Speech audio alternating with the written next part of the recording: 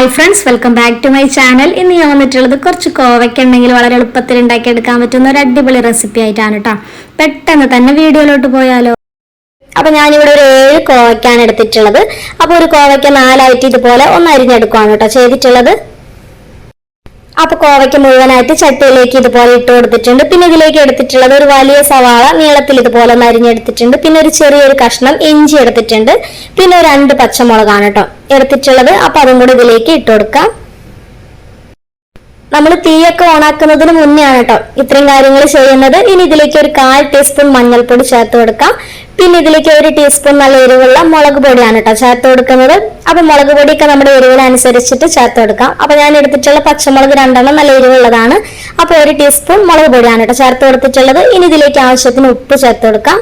പിന്നെ ഇതിലേക്ക് മെയിൻ ആയിട്ട് പച്ച വെളിച്ചെണ്ണ ആണ് കേട്ടോ. 1 ടേബിൾ സ്പൂൺ പച്ച വെളിച്ചെണ്ണ ചേർത്ത് കൊടുക്കുന്നുണ്ട്. അപ്പൊ പച്ച വെളിച്ചെണ്ണ ചേർത്ത് കൊടുക്കുമ്പോൾ നല്ല സൂപ്പർ ടേസ്റ്റ് ആയിരിക്കും.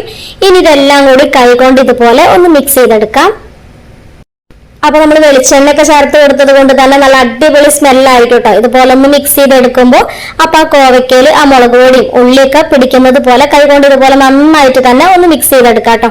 അപ്പോഴാണ് നല്ലൊരു ഫ്ലേവറും നല്ലൊരു ടേസ്റ്റും ഒക്കെ ഉണ്ടാവുള്ളൂ നമ്മുടെ കറി ഉണ്ടാക്കിയെടുക്കുമ്പോൾ. അപ്പൊ ഇതെല്ലാം നന്നായിട്ട് തന്നെ ഒന്ന് തിരുമ്മി പിടിപ്പിച്ചതിന് ശേഷം ഇതിലേക്ക് ഒരു തക്കാളിയാണ് കേട്ടോ ചേർത്ത് കൊടുക്കുന്നത്. അപ്പൊ തക്കാളി നമുക്ക് ഒരുപാട് ഉടച്ചെടുക്കേണ്ട ആവശ്യമില്ല, അതുകൊണ്ടാണ് കേട്ടോ ആദ്യം നമ്മൾ തക്കാളി ചേർത്ത് കൊടുക്കാതിരുന്നത്. അപ്പൊ അതൊക്കെ ഒന്ന് മിക്സ് ചെയ്തെടുത്തതിന് ശേഷം മാത്രം തക്കാളി ഒന്ന് ചേർത്ത് കൊടുത്താൽ മതിയാവും. അപ്പൊ ഇതെല്ലാം നന്നായിട്ട് തന്നെ ഒന്ന് മിക്സ് ചെയ്തെടുത്തിട്ടുണ്ട്. ഇനി ഒരു 10 മിനിറ്റോളം ഇത് മാറ്റി വെച്ചിട്ടുണ്ടായിരുന്നു കേട്ടോ. അപ്പൊ 10 മിനിറ്റോളം ഒന്ന് മാറ്റി വെക്കുമ്പോ കണ്ടില്ല അതിൽ നിന്ന് ചെറുതായിട്ടൊന്ന് വെള്ളമൊക്കെ ഒന്ന് ഇറങ്ങി വന്നിട്ടുണ്ട്. നല്ല പോലെ മുളക് പൊടിയും ഒക്കെ പിടിച്ചു വന്നിട്ടുണ്ട്. ഇനി ഇതിലേക്ക് നമുക്ക് കുക്ക് ചെയ്യുന്നതിന് ആവശ്യമായിട്ടുള്ള വെള്ളം ഒഴിച്ചു കൊടുക്കാം. അപ്പൊ ഈ ഒരു കോവയ്ക്കൊക്കെ മൂടി നിൽക്കുന്നതിന് ആവശ്യമായിട്ടുള്ള വെള്ളമാണ് കേട്ടോ ഞാനിവിടെ ഒഴിച്ചു കൊടുത്തിട്ടുള്ളത്. അപ്പൊ നമ്മൾ ആ പച്ച വെളിച്ചെണ്ണയും ഒക്കെ ഒഴിച്ചിട്ട് ഇതുപോലെ ഒന്ന് തിരുമ്മി എടുത്ത് വെക്കുമ്പോൾ കറിക്ക് ഒരു പ്രത്യേക ഒരു സ്മെല്ലും നല്ലൊരു ഫ്ലേവറും ഒക്കെ ആയിരിക്കും. ഇനി നമുക്കിത് കോവയ്ക്കൊന്ന് കുക്ക് ചെയ്തെടുക്കാം. അപ്പൊ ഒരു 10 മിനിറ്റോളം ഇതൊന്ന് മൂടി വെച്ചിട്ട് കുക്ക് ചെയ്തെടുക്കാം കേട്ടോ.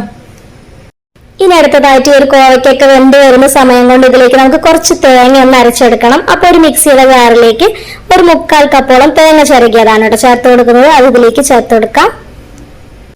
ഇനി തേങ്ങ ഒന്ന് അരച്ച് കിട്ടുന്നതിന് വേണ്ടിയിട്ട് ആവശ്യത്തിന് വെള്ളം ഒഴിച്ചിട്ട് തേങ്ങയൊക്കെ നല്ല പേസ്റ്റ് പോലെ തന്നെ ഒന്ന് അരച്ചെടുത്തിട്ട് കൊണ്ടുവരാം കേട്ടോ. ഇപ്പൊ നമ്മുടെ തേങ്ങയൊക്കെ കണ്ടില്ലേ നല്ല പേസ്റ്റ് പോലെ തന്നെ ഒന്ന് അരച്ചെടുത്ത് കൊണ്ടുവന്നിട്ടുണ്ട്. കോവയ്ക്ക് ഒരു 10 മിനിറ്റോളം ഒന്ന് വേവിക്കാനായിട്ട് വെച്ചിട്ടുണ്ടായിരുന്നു കേട്ടോ. നന്നായിട്ട് തന്നെ വെന്ത് വന്നിട്ടുണ്ട്. ഒരുപാട് അങ്ങോട്ട് കുഴഞ്ഞു പോകുകയൊന്നും ചെയ്തിട്ടില്ല. ഇനി ഒരു സമയത്ത് നമ്മൾ ഇതിലേക്ക് നേരത്തെ അരച്ചെടുത്ത് വെച്ചിട്ടുള്ള തേങ്ങ ഉണ്ടല്ലോ അത് ഇതിലേക്ക് ചേർത്ത് കൊടുക്കാം.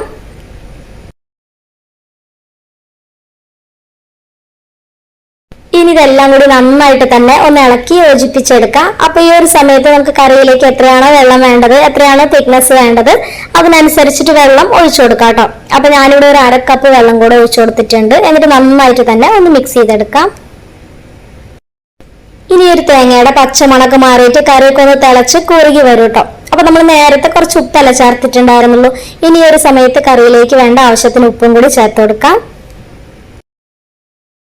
ഇനി ഒരു മീഡിയം ഫ്ലെയിമിൽ ഇട്ടിട്ട് മൂടി വെച്ചിട്ട് നമുക്ക് കറി ഒന്ന് തിളപ്പിച്ചെടുക്കാം. ഇപ്പൊ ഒരു മീഡിയം ഫ്ലെയിമിൽ ഒരു 8 മിനിറ്റോളം വെച്ചിട്ടുണ്ടായിരുന്നു കേട്ടോ. നമ്മുടെ കറിയൊക്കെ കണ്ടില്ല നന്നായിട്ട് തന്നെ ഒന്ന് കുറുകി വന്നിട്ടുണ്ട്. അപ്പൊ ഈ ഒരു തിക്നെസ്സിലാണ് കേട്ടോ ഉണ്ടാവുക ചോറിന്റെ കൂടെ ഒഴിച്ചു കഴിക്കുന്ന പാകത്തില്. അപ്പൊ ഈ ഒരു സമയമാകുമ്പോൾ നമുക്ക് ഫ്ലെയിം ഓഫ് ചെയ്ത് കൊടുക്കാം. ഇനി ഇതിലേക്ക് നമുക്ക് കടുക് ഒന്ന് വറുത്തിടണം. അപ്പൊ അതിന് വേണ്ടിയിട്ട് ഒരു പാനിലേക്ക് 1 ടീസ്പൂൺ വെളിച്ചെണ്ണ ഒഴിച്ചു കൊടുക്കുന്നുണ്ട്. വെളിച്ചെണ്ണ തന്നെ ചേർത്ത് കൊടുക്കാം കേട്ടോ. എണ്ണ ചൂടായിട്ട് വരുമ്പോൾ ഇതിലേക്ക് ഒരു 1/2 ടീസ്പൂൺ കടുകാണ് ചേർത്ത് കൊടുക്കുന്നത്. കടുക് പൊട്ടി വരുമ്പോൾ ഒരു പകുതി സവാള എടുത്തിട്ടുണ്ട് കേട്ടോ, ഒരു വലിയ സവാളയുടെ. അത് ചെറുതായിട്ടൊന്ന് അരിഞ്ഞിട്ടുണ്ട്, അത് ചേർത്ത് കൊടുക്കാം. അപ്പൊ സവാളയ്ക്ക് പകരം ചെറിയ ഉള്ളി വേണമെങ്കിലും എടുക്കാം കേട്ടോ. അപ്പൊ ഒന്നും കൂടെ നല്ല ടേസ്റ്റ് തന്നെ ആയിരിക്കും. ഇനി ഉള്ളിയൊക്കെ നന്നായിട്ട് തന്നെ ഒന്ന് മൂപ്പിച്ചെടുക്കണം. അപ്പൊ ഈ ഒരു സമയത്ത് ഇതിലേക്ക് കുറച്ച് കറിവേപ്പിലയും ഒരു 2 വറ്റൽമുളക് പൊട്ടിച്ചതും കൂടി ചേർത്ത് കൊടുക്കാം. ഉള്ളി നന്നായിട്ട് കളറൊക്കെ മാറുന്നത് വരെ തന്നെ മൂപ്പിച്ചെടുക്കണം കേട്ടോ. അപ്പോഴാണ് കറിയിലേക്ക് ഒഴിച്ചു കൊടുക്കുമ്പോൾ നല്ല ടേസ്റ്റ് ഉണ്ടാവുക.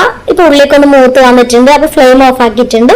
ഈ ഒരു സമയത്ത് ഇതിലേക്ക് ഒരു 1/2 ടീസ്പൂൺ മുളക് പൊടിയാണ് കേട്ടോ ചേർത്ത് കൊടുക്കുന്നത്. അപ്പൊ നമ്മുടെ കറിയിലേക്ക് നല്ലൊരു കളർ കിട്ടുന്നതിന് വേണ്ടിയിട്ടാണ് ഈ ഒരു സമയത്ത് മുളക് പൊടി ചേർത്ത് കൊടുത്തിട്ടുള്ളത്.